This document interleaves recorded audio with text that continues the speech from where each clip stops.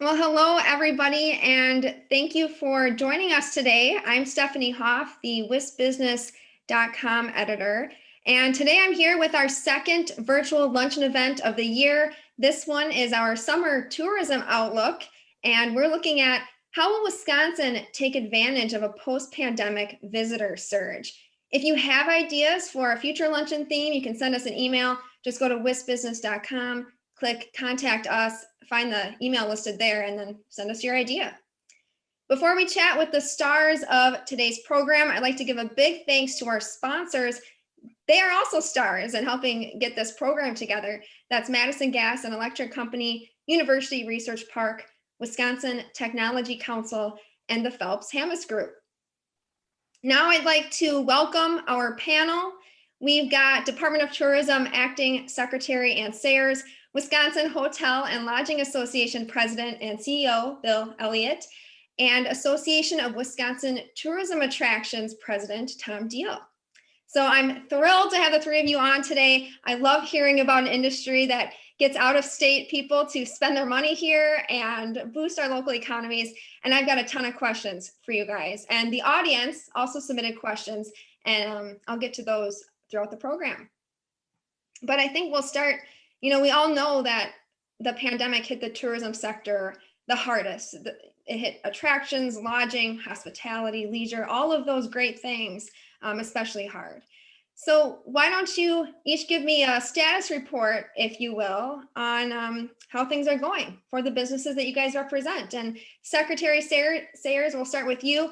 How are our state's tourism industry and economy doing right now? Sure. Hi, Stephanie. Hi, fellow panelists. Really good to be with all of you today. I'm excited about our conversation.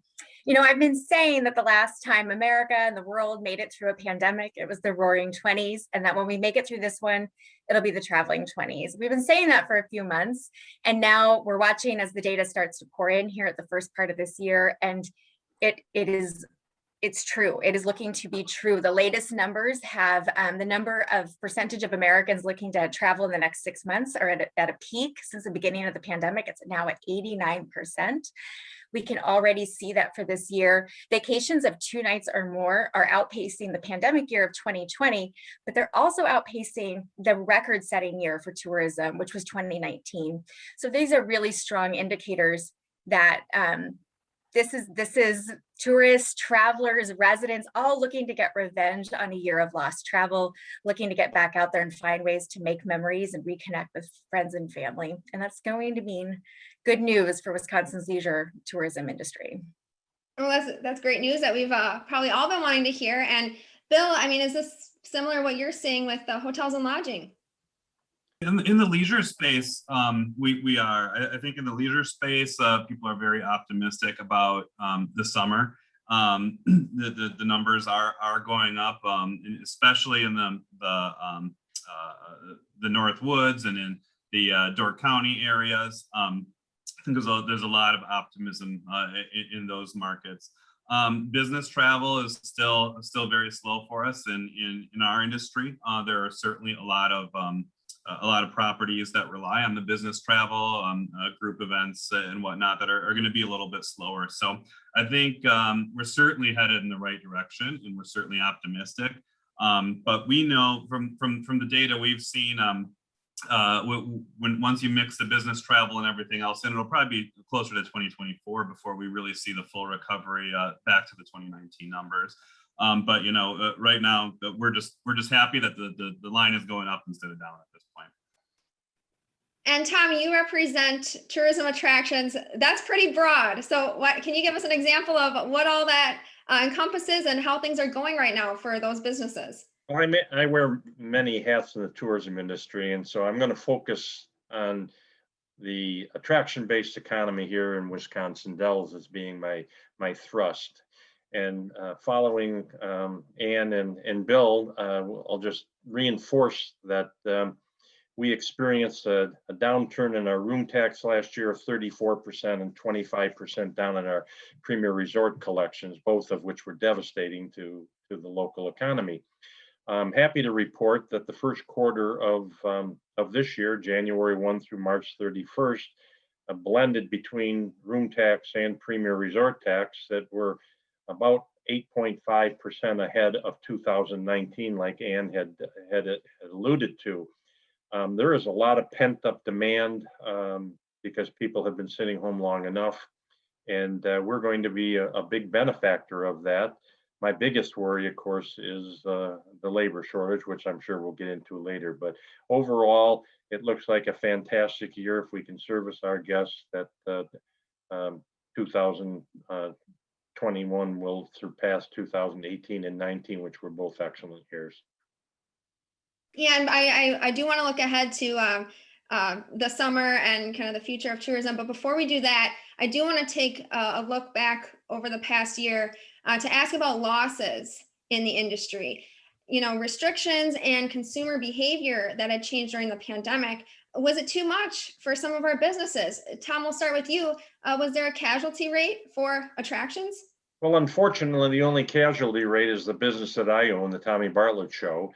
And the uniqueness of our business having to draw 2,000 people a day for the 100-day season to break even certainly wasn't going to happen last year. And when I made the decision in August of last year that I didn't see the probability of us playing to 2,000 people a day in 2021 was not there. And of course, the biggest risk to any business is uncertainty. And so that's why we had to call it the end of a 70-year run. And it's just, we're one of the casualties, the only one in Wisconsin Dells. Well, Tom, thanks for sharing that one with us. And yeah, very sorry to hear that. I remember seeing that in the headlines, and it was an iconic sign driving to and from Eau Claire. So anyway, Bill, in the lodging space, low occupancy rates, did that put hotels in some trouble? Oh, certainly. And for those that did make it, there's still plenty of hotels that are digging out from that. And just to shed some light on it, back in April of last year, we were seeing occupancy rates of below 20%, which is just unheard of. And typically in April in Wisconsin, you're hovering around 50% occupancy rate. So so that really put a lot of hotels in a bad position back then, and most were able to hang on. But you know, as when the pandemic first hit and everything started to get shut down, hotels were essential businesses. We were allowed to stay open, but there just weren't many people traveling. So a lot of properties did choose to close their doors at least for a while. There are some that are still closed. I don't have a solid number for you, unfortunately. We don't have good data on who's planning on reopening versus staying closed. But there are properties throughout the state that still to this day don't have their doors open. I'd say more so in the business markets, the people that are relying on business travel and corporate travel. But there are examples of it everywhere. I do think for all the flaws and all the different programs that were out there, I do think that things like the PPP programs and the aid that we've gotten from the state, that's really helped our lodging members keep their lights on, and we're very grateful for that. So there's a long road ahead. It'll be interesting to see if there are more casualties and if there's ownership changes to some of the facilities. I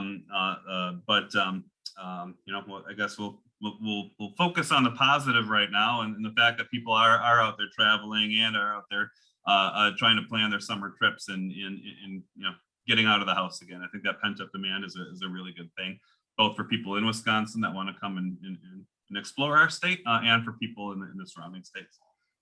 Yeah, and Secretary Sayers, you have a kind of a broader look at what's going on in the industry. I'm trying to think of other sectors in tourism that may have been impacted pretty badly, and I'm thinking, like, did we see losses in like agritourism or arts and culture areas?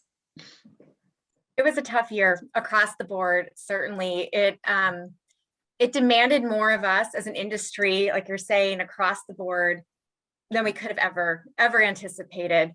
But I will say, and we're heartbroken about the losses like the Tommy Bartlett Show and others. But I will say that it was a year where the importance of tourism, its value in the overall economy was, I think it's always been there, but man, it really was showcased during those difficulties. And even in a tough year, the U.S. Travel Association had predicted that it would be spending would be down 45% across the board. Here in Wisconsin, it was only down 20%. I mean, that's not good, but it is good to see that us outpacing what was expected. We had over 90 million visitors in the state. We employed still over 107,000 people, our friends and our neighbors that depend, their livelihoods are part of this economy. That's more than the number of people who live in Green Bay. And overall, we also know that Wisconsin's growth is outpacing the national average. So these are positive signs that Wisconsin has what people are looking for, that we're well positioned to make it out of this. I think we should all be very, I guess, grateful is the word. 2019 was a record-setting year. So if 2020 had to happen, we had a really good platform, and we are all united in this thinking of we're going to spring back, and we have what it takes to do that. Yeah, and that leads me into the news of the day. Secretary, you mentioned this before we got started, that the Joint Finance Committee is taking up some tourism legislation, or looking at some legislation today. Tell me what that is, and what are some of the big things to come out of that if it moves forward? Yes, my phone is blowing up right now. I think they're taking it up right now. So this is really important. The Joint Finance Committee will determine our next 2-year budget for tourism. It's been very encouraging in these conversations we've been having over the last few months with decision makers, because everyone seems to understand how critical it is to support this industry while we're down. So what we're looking for are 2 major things coming out of this budget discussion today. One, and then both are continuations of the budget we're currently working off of. So prior to the pandemic in 2019, the legislature and governor approved $1.5 million in additional marketing dollars for us to go into new markets. And that has been key. That's exactly what has us in position right now to be competitive with other Midwest states. And we are looking to just build that into our base budget, to just know that one additional 1.5 million is there for future planning. We're in double the number of markets that we were in 2019 during that record-setting year. And it's just good marketing sense that you stay there, that you keep investing in those places. You get more ROI the longer those eyeballs are seeing what we're putting out there. So we're hoping to see that 1.5 come in a permanent way. And then the other big news out of 2019, and it has served us incredibly well, is the Office of Outdoor Recreation. It was created because outdoor recreation has always been a top driver of visitation for Wisconsin. And it's a growing sector of the economy, even outside of tourism, the marketing, the retailers, the outfitters. There's a lot of activity in this space nationally. Wisconsin's outpacing the national average. Growth in outdoor recreation outpaces Wisconsin's overall GDP growth. So we were kind of asking the question, what would happen if we really focused on this? Made that decision in 2019, and thank gosh we did, because the participation levels in 2020 skyrocketed. The office was there to sort of center that, organize that activity, and be there for the manufacturers and retailers who are now raising questions around workforce and supply chain, and also how do we keep people engaged, and how do we continue to make this a growing part of the economy. So today in Joint Finance, we're hoping that legislators will approve that office as a permanent piece of the tourism puzzle. So right now it's due to sunset on June 30th. So that's what we're looking for. All right, and we'll talk about marketing, and we'll talk about the great outdoors being one of Wisconsin's assets in a minute. But I do want to, Tom, I want to ask you, there's this anticipated surge as we've been talking about, and how are tourism attractions getting ready for that, and what is that looking like right now? Well, as I mentioned earlier, our biggest challenge right now is how do we service the people that are going to be coming this summer. In a normal year, we have 3,200 J1 students. Right now, we're sitting at about 800. So that's 25% of the J1 workforce is all we have right now. There are some embassies that are opening that hopefully will provide additional bodies. But in this market here, we're anticipating a record year with people coming there. Our big concern is, are we going to be able to service the customers with the service that they expect? There are businesses here that that are going to have to address not being open 7 days a week. There are going to be businesses that are not going to be serving dinner and lunch, just the breakfast. And these are all challenges that we have. And it's very frustrating, obviously, when you have all the wheels in motion, the state taking a lead with their marketing, followed with our DMO and the marketing that we spend to be able to bring people to the community. We've got to be able to service them. So there's no simple solution to it, but it is going to be a major task this summer. Tom, there's also this call to end the unemployment bonus. I mean, has that extra unemployment money kept workers from applying for open positions? Or, I mean, what are your thoughts on that? Well, that my personal feeling is that when the federal government enhances to the tune of $300 a week unemployment, which gets people up to about $675 a week, that amounts to about $16.75 an hour. There is a disincentive to go to work.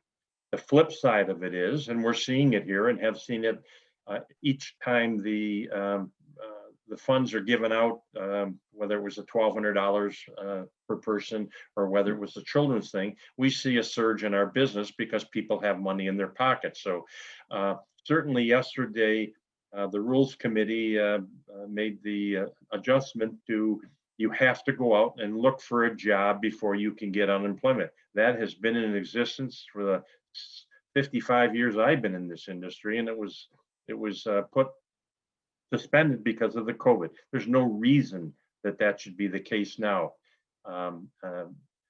Obviously, the eliminating the enhancement from the federal government would go a long way as well, but that's in the governor's hands. So we'll see what happens.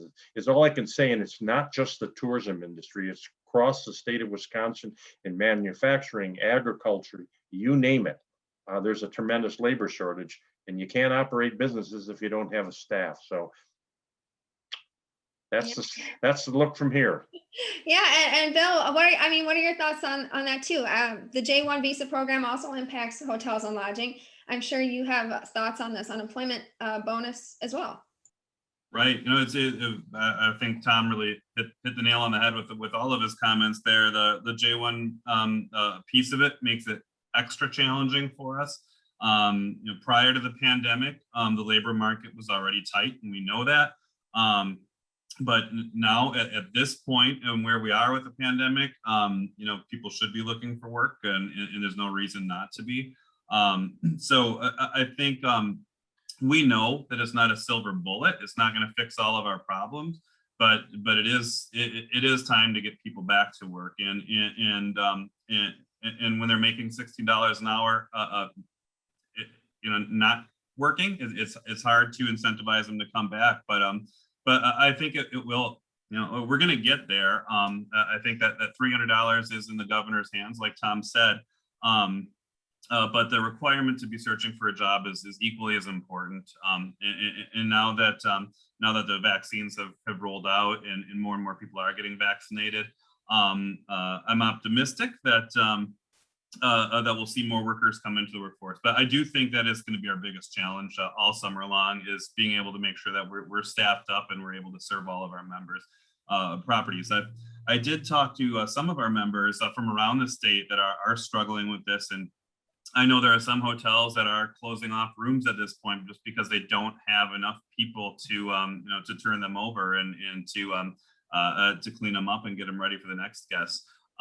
So it's something that we haven't really seen, at least for a long time, and a new challenge, and one that we'll face. But we're going to have to get creative in the way we find employees and hire employees. And I think that the one good thing that comes out of it is it gives us another opportunity to talk about how great the hospitality industry is, and how great a career in the hospitality industry is. There are a lot of great career paths, from sales management to food and beverage, becoming a chef or a director of operations or a hotel general manager. All different types of areas that you can grow in our industry. So it is probably going to be the number one challenge for us moving forward, I would say. And Secretary Sayers, I mean, I know you're not workforce development, but maybe your agency, the Department of Tourism, are you guys collaborating on anything, or are you advocating for some kind of like workforce initiatives? What's your role with that? Yeah, well, this is a really important conversation. I very much appreciate Tom and Bill's comments on it. They definitely are on the front lines of it. We're really focused on making sure that while this conversation continues and while individual businesses and as an industry, we arrive at some solutions, that we're making sure the visitor knows that they can continue to expect a high quality experience in Wisconsin, that our hospitality, our generous spirit is at the ready, even as we are, fighting to come out of this pandemic at full force. And along the lines of workforce, I'm hearing you guys throwing out some numbers out there, the $16 an hour. And so we have to talk about minimum wage. The governor wanted to increase that in his budget. It doesn't look like that's going to happen, but it doesn't mean that businesses aren't already doing it. And so right now there's this upward trajectory in wages, especially at larger chain establishments. So I'm curious your thoughts on that situation, and also your thoughts on if Wisconsin's small businesses and tourism can compete. And Secretary, why don't we start with you? Well, again, we're focused on the consumer at this point, but I loved what Bill said, and this is sort of the silver lining of this conversation about there are real career opportunities in hospitality. So when you start, no matter where you begin at the entry-level position in hospitality, there's room for growth, and there's story after story, and we're hearing more and more of them lately, of people explaining their own journeys and the very rewarding careers that they've ended up in, and the kind of economic impact their careers are having on their local communities and our state. So we're very excited about that conversation continuing. Bill, what are your thoughts on minimum wage and the competition right now, competing for staff with maybe larger establishments that can have higher wages? Sure. I think that it's a challenge for our industry for sure. Finding people is, and wages are a piece of that. Historically speaking, we believe in the free market setting the wages. But right now, I think it'd be pretty hard to find many of us who are paying minimum wage or even close to minimum wage. It is supply and demand, and the labor force is demanding more, and we're paying it right now. I think it's especially problematic though right now because of some of the issues we talked about earlier. So many of our establishments have been closed or close to closed, running really low occupancy rates, and even the rooms that we had been selling, we're selling for a lot less money than we're selling before that. So less revenue makes it harder to pay your employees more as well. So it's certainly going to be a challenge for us, but I do think it's part of the free market. Tom, I'd love for you to add something on this. Again, the the minimum wage and competition for staff with higher wages. Well, the minimum wage is practically non-existent in this community for the last 15 years. You use the minimum wage for entry-level people that are 14, 15, 16 years old. It's their first job. And quite frankly, they shouldn't be paid $15 an hour.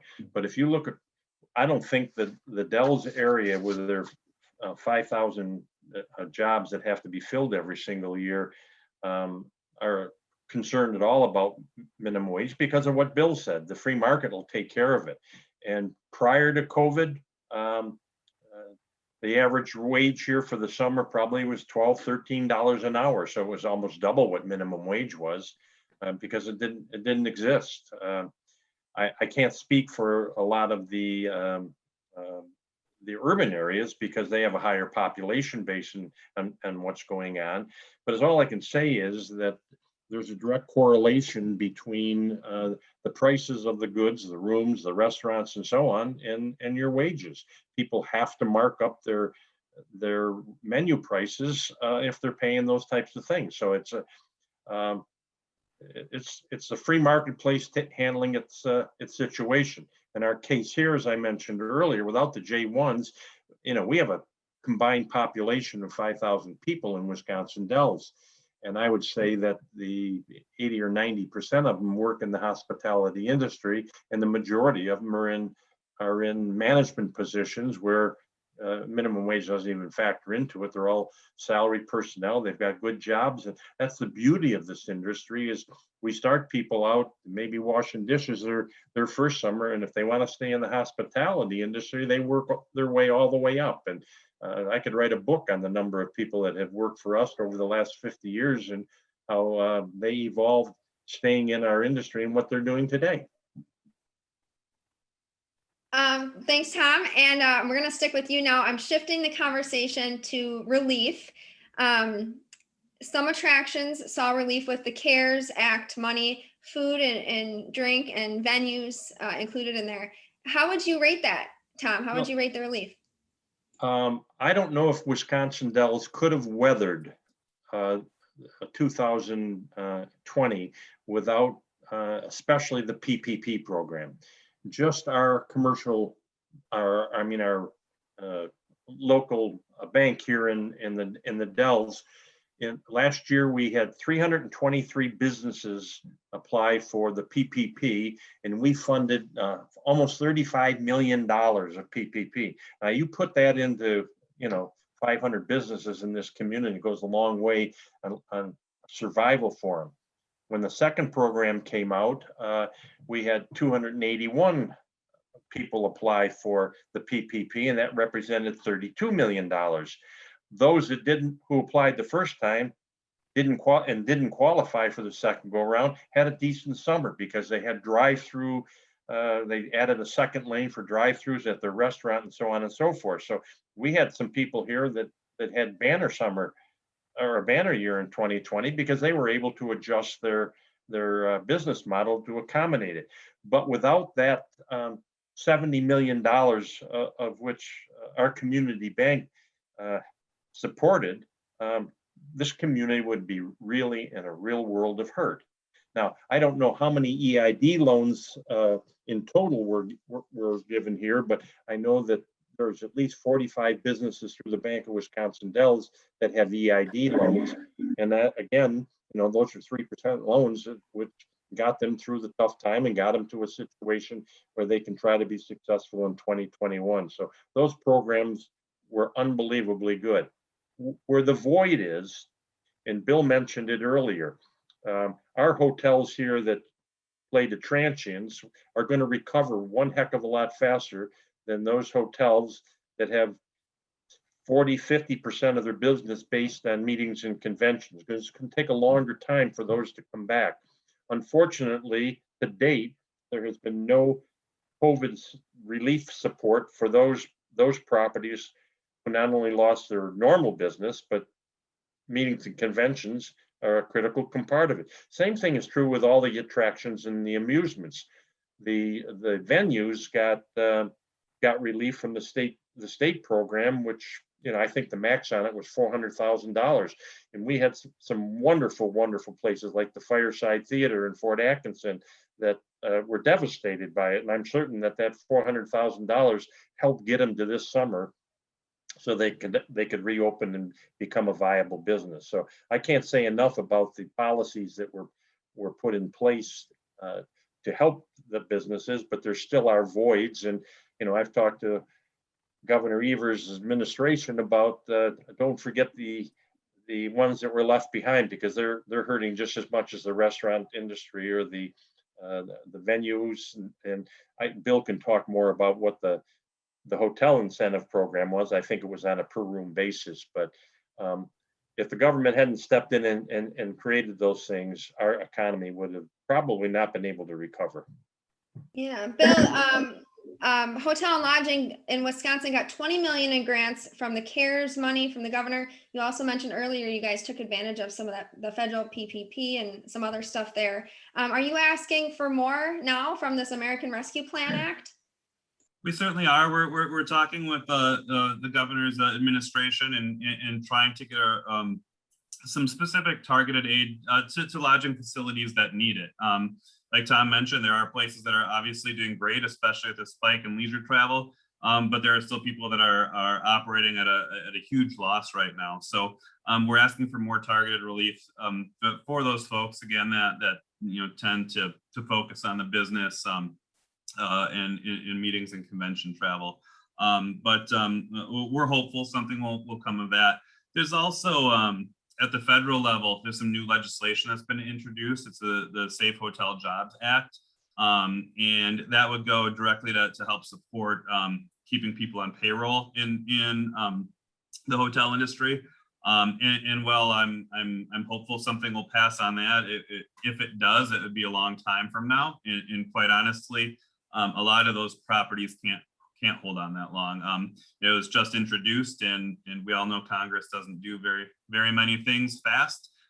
So if it were to pass, I'd say that the earliest we'd see any relief from them would be probably in the October range. So right now, it's really vital when we're looking at some of these meeting and convention hotels and people that support the business traveler that just isn't traveling yet, to make sure that they can keep their lights on. Yeah, and we're about halfway through our discussion today. So I'm going to give another shout out to our sponsors for making this event possible. So thank you, Madison Gas and Electric Company, University Research Park, Wisconsin Technology Council, and the Phelps-Hammes Group. Now, Secretary Sayers, I want to know what the Department of Tourism's role is in getting relief to the businesses that you advocate for. So, I mean, are these, are you talking to the governor's office, or do you have maybe some inside scoop of what's coming? Well, this was certainly a new role for us last year, and I did hear from Tom, Bill, and others as they explained what was needed, and that was really helpful. We've really appreciated that feedback, and we have been able to pass that along as the money comes in and as the programs are crafted. And actually, here at the Department of Tourism, for the first time ever, we helped administer federal grant money, which is, it turns out, kind of a lift. We helped get $12 million out the door to destination marketing organizations at the end of the year. We were really happy to be a part of that. As you know, then there were other programs set up throughout government. There was the $20 million for lodging, $15 million for live music, $10 million for movie theaters, another $15 million for nonprofits. So it is a team effort as this comes in and as we get these programs up and running and money out the door. We're really encouraged that the governor has said that for this ARPA, the upcoming funds, $50 million will go toward tourism, another $600 million for small businesses. We're still waiting for what that looks like, what the details are, but we're excited to be a part of that solution and to move the money as quickly as possible, because as you're hearing from Tom, Bill, and others, it's urgent now. It's needed now. And I have one more question for you along those lines. The Shuttered Venue Operators Grants, that's a federal grant program through the Small Business Administration. Those checks should have started getting to venues this week. They've waited very long for those. And some want the governor to give more money from the state's allocation of that federal stimulus to venues. Is that something you can see happening, targeted relief towards entertainment venues that had to be closed this whole time? I can't really speak to how it will be broken out or what it'll look at like, but can just confirm that there's a lot of need, and probably, the more funds, the better right now. And we're happy that folks are continuing to let us know what's needed, how best to structure these programs. That's all good information. Yeah. Tom, is there anything else you wanted to add about the venue grants in particular? Well, the venue grants were excellent, and then of course the federal, as you mentioned, the check should start coming now. Now, I own the Crystal Grand Music Theater. We do not operate it; it's leased out to an operator. They applied for the venue grant and got the max from the state level, and they're waiting for their check to come from because obviously they haven't had a concert in well over a year. It's pretty hard for them to pay rent when they don't have concerts. So that's been critical to them. But again, as I mentioned, there are duck operations, boat operations, other amusements that were hit just as hard as the venues were, and they haven't been addressed yet. And I'm hoping that the governor and his administration will recognize that.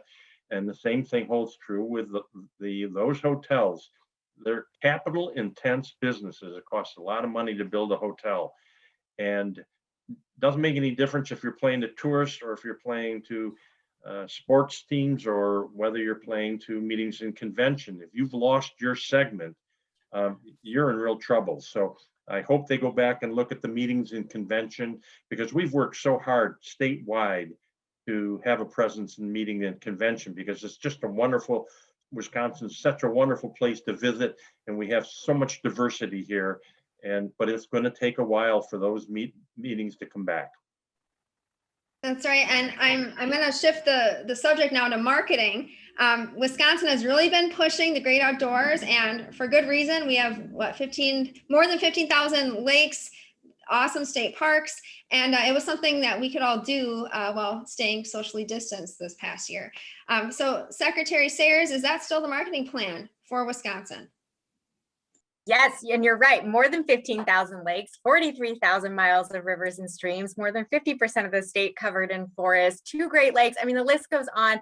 We are an absolute treasure when it comes to outdoor recreation, and it's a good thing we are, because it does drive travel decisions, especially among younger audiences, which is a new focus for us this year. Those audiences, that 25 to 44-year-old range, are very motivated by outdoor recreation. And they also happen to be the audience that spends the most overnights, which means hotel tax.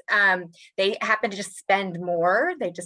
They indulge a little more. They often travel in a larger party size, another indicator of more spending. And we're over indexing in age groups 45 and older, but we're under indexing 25 to 44.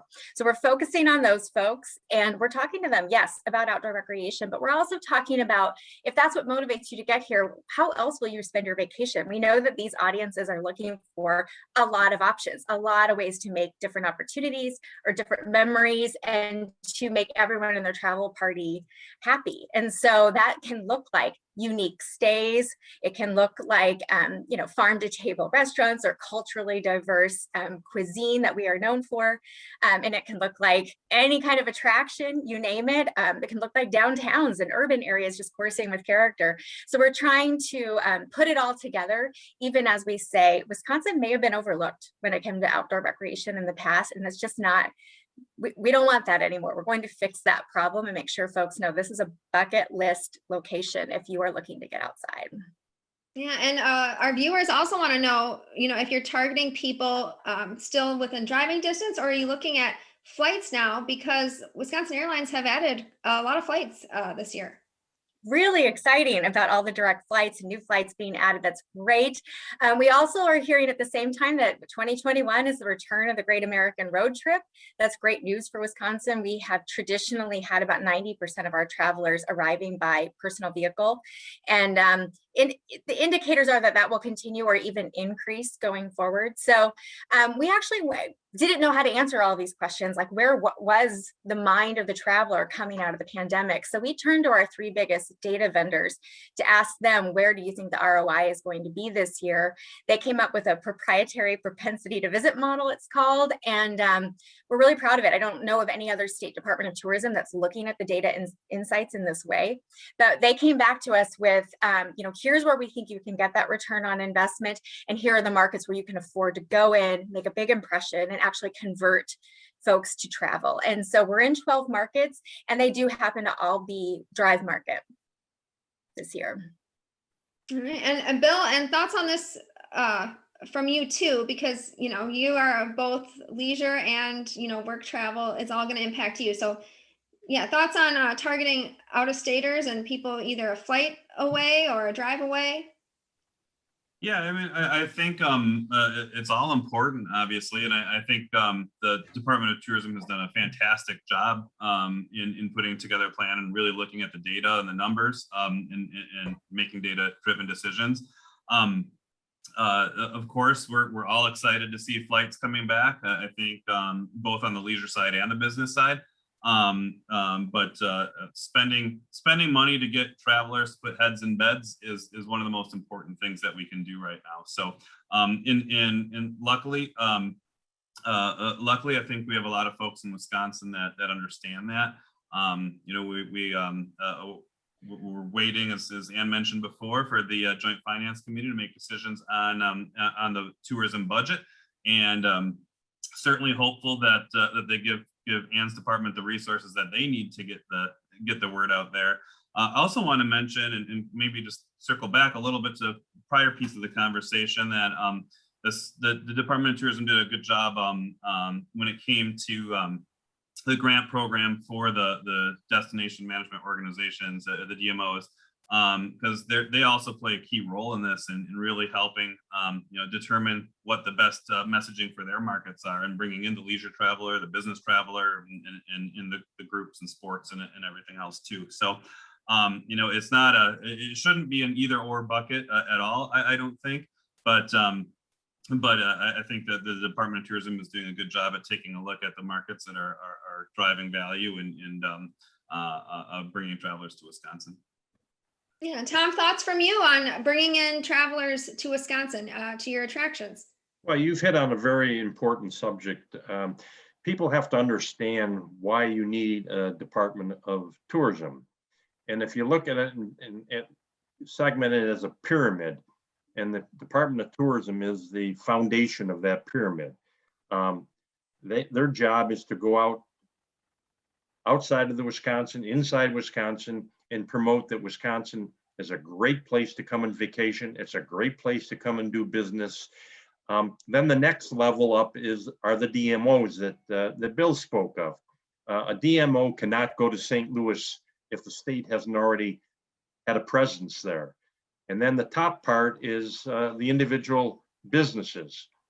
Kalahari can't go on their own to Chicago and spend the amount of money that it would need without having Wisconsin Department of Tourism there, DMOs there, and then they can come on top of it. The biggest problem we've had for the Department of Tourism, they do not have enough resources to do the job that they have to do. I've been fighting this battle for 50 years.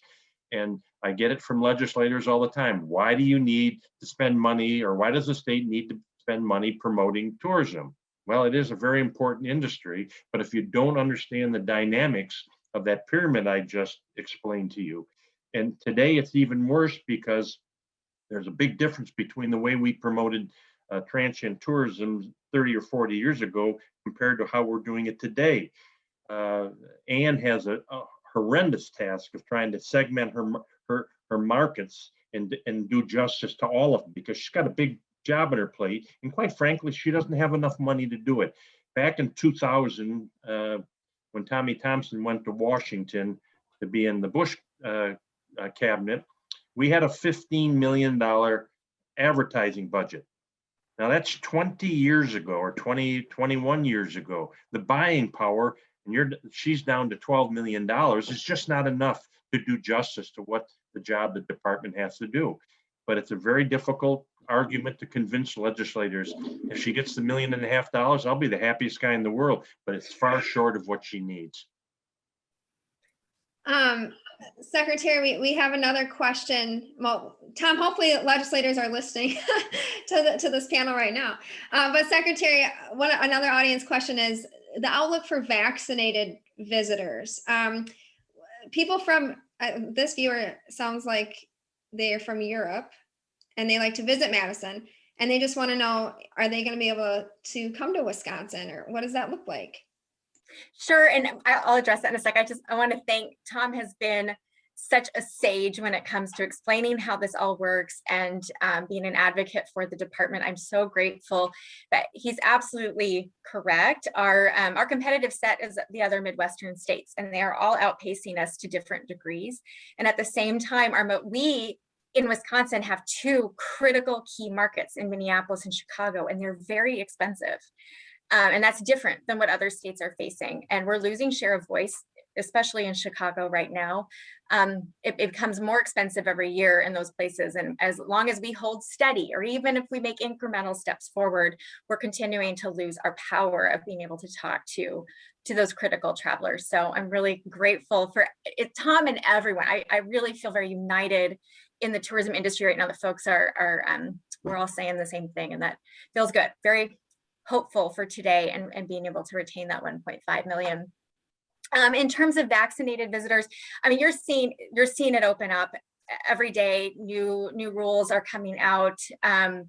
So even the urban areas that were lagging a little bit are looking really positive. And despite, even that, there are a lot of pivots have been made. And so you're seeing opportunities everywhere to get out and make those memories and do it in a safe way. So it's incredible the amount of changes and updates and innovation that this industry has gone above and beyond to make it a safe and memorable experience for visitors, no matter what it is you're looking to do when you're here. So yes, come from Europe, come to Madison, come to Milwaukee, come to our northern Northwoods. You're going to have a great time. We're ready. Bill, I want to jump to you because you mentioned, I think you mentioned earlier, it might take about 3 years for the hotel and lodging to fully recover. I'm curious if what I said was correct. When is recovery for you guys, and what's that going to look like? Yeah, it's you're right. 2024 is what we've seen from the various national sources that do some of that research. And I think a lot of it comes from the business group travel side. We know that last year, as a country, business travel was down about 85%. And there are a lot of hotels and lodging facilities that rely on business travel for their livelihood. But a majority throughout the country actually rely on business and group travel for more than half of their revenue. So it is a big number, and it is going to take a long time to get there. And I guess the other piece of it is that our business isn't like other industries, say manufacturing, where you're making some type of a widget, being a lawnmower, a snowblower, or whatever it is, that we can't just keep producing them, waiting for people to open up their pocketbooks and then start selling them again and recover from that. Every time a hotel room goes empty, we don't have the opportunity to sell that again. So that means that it's going to take longer for us to get back. We still have to pay our mortgages and pay for our utilities and all of those things that happened during the pandemic. So even as business picks up, businesses are going to be paying the price of the pandemic for quite some time. So I think that's why those numbers are where they're at.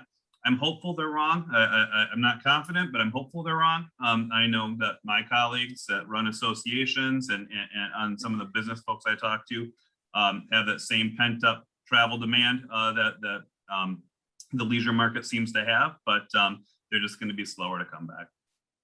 Yeah, and Secretary Sayers, you had said in a previous interview that it could be up to 4 years before tourism fully recovers.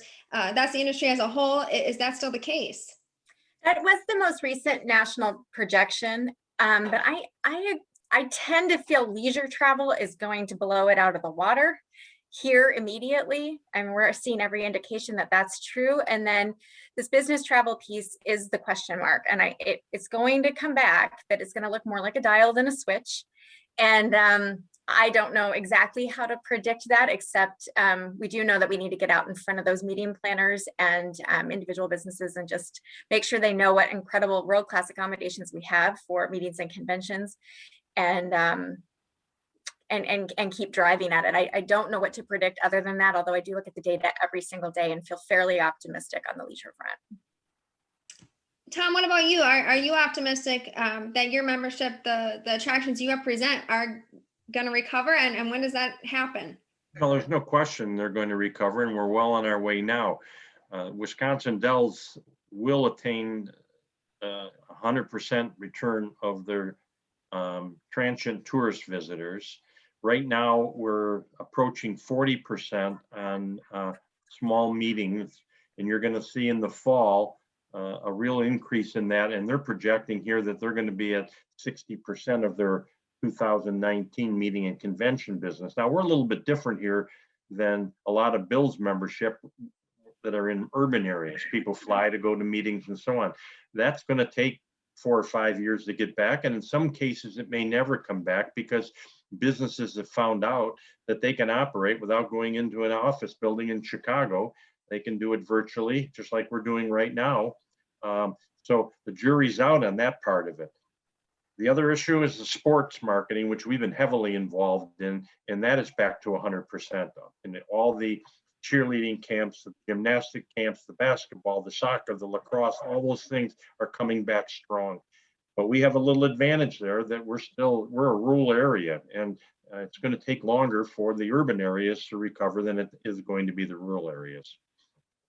Yeah, I'm glad you touched on that, because that was another question of mine. Is there going to be a divide in recovery between rural Wisconsin and urban Wisconsin? Secretary, is there anything you could add to that one? Yeah, we definitely saw that in the numbers in 2020, but I think that will begin to even out because these urban areas have a lot to offer. You know, outdoor recreation is both urban and rural in Wisconsin, which is another great niche offering that we hold. And then all the pivots and the fact that the regulations are loosening up a little bit. On the leisure front, I really think that's going to even out. Tom is probably right that when it comes to business travel, we're just going to have to keep pushing and see what happens here. But like he said, the fall is looking very good. In fact, pretty much every weekend of September, October, November, there's multiple large events or meetings happening, and they're in urban areas. So we'll see, but again, optimistic. Bill, can you touch on urban-rural differences? I think you touched on a little bit before. I think I did. I think, you know, like we've said, that a lot of the more national or international meetings, people flying in and whatnot, it hurts more in the urban areas where they have more of that business. But I don't want to paint the broad stroke of it being a urban versus rural thing either, because there are hotel and lodging facilities and conference centers in cities that aren't Milwaukee or aren't Madison, that do rely on putting together corporate events or business events or association meetings. So, you know, well, perhaps most of the folks in a lot of those areas cater to the leisure market. There are also people that cater to the business travel in many corners of the state. So I don't think it's simply an urban versus rural. I think that's an easier way to put it, but let's face it, there are going to be people in say the Milwaukee or Madison area that do okay on the leisure side, and there are going to be people you know, in the Northwoods that are still hurting on the meeting and convention side. So I think taking all that into account, where the numbers show, of course, where most of the meetings do happen are in the more urban areas, and that's why they're hurting longer. But another audience member is asking about partnerships between different sectors within tourism, and looking at ways that maybe cultural organizations or hotels or attractions can partner up to bolster each other up. I don't know who wants to take a stab at that one. Secretary, do you want to go first? Sure, I can. I love that question because, as we know, we're a little underfunded, and we're looking for every opportunity to bounce back as strong as possible. So partnerships are a critical piece of that. A couple new initiatives that are happening right now. One, we did roll out the Shared Wisconsin Brand Promise at a recent the Governor's Conference on Tourism.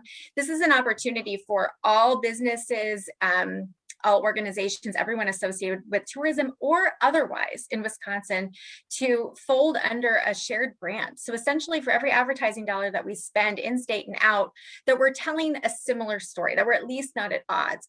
And this is important. Other states are doing this well, and we need to start doing it too, because we need to say who we are, and it's just as important as saying who we aren't with every dollar that we spend. So this is one way that we are partnering with other organizations to say who we are and why we are so wonderful here in Wisconsin.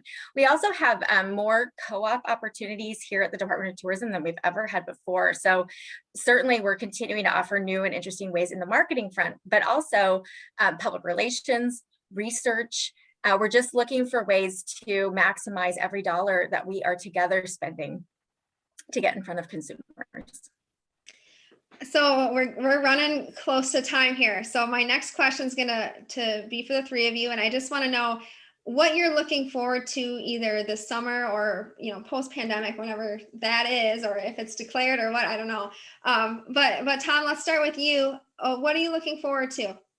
I'm looking forward to it. I don't have to spend the summer working with the 4 counties around here's health departments and trying to prove to them that we could keep our businesses open and do it safely. And I keep telling them that tourism is a very fragile industry, and people will not come if they do not feel safe. So we had a big job ahead of us, and we tried to impress upon them that we can do it safely. And every time I pick up the paper, the Dells is going to have a catastrophe on Memorial Day weekend. Then it was 4th of July weekend, and then it was Labor Day week. And guess what? It never happened because our businesses are smart enough to know how to handle their businesses, how to provide a product safely to them. And so I'm just happy I don't have to deal with that for another summer. Bill, what about you? What are you looking forward to this summer or post-pandemic?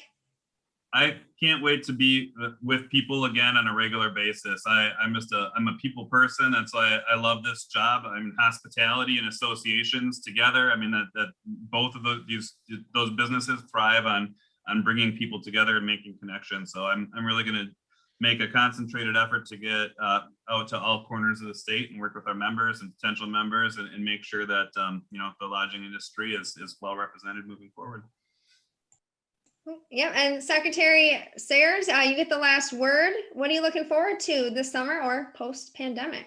Yeah, I'm looking forward to seeing some smiles on the faces of our hospitality industry, hopefully just enjoying with them some good news starting to come in and making big plans for the future. And setting that new normal. Personally, I am trying to plan a trip with the girls, but we can't even decide where we want to go because there's so many places on everybody's list. That's kind of a fun process. And I'm a live music person, so I can't wait. I'm going to Mile of Music. I'm going to State Fair. I'm going to Summerfest. Anywhere there's music, I'm going to try to be there this year. Yeah, totally agree with that one. I miss like seeing the full face of my server, my waitress or waiter, and the live band. So I'm excited for that. But I think that brings us to the end, and thank you guys for being here today, Secretary Ann Sayers, Bill Elliott, and Tom Diehl. It was a great conversation. I want you guys to come back again. And thank you also to our sponsors for making this happen. We've got Madison Gas and Electric Company, University Research Park, Wisconsin Technology Council, and the Phelps Hamas Group. So thank you again, and have a great rest of the day and weekend, everybody.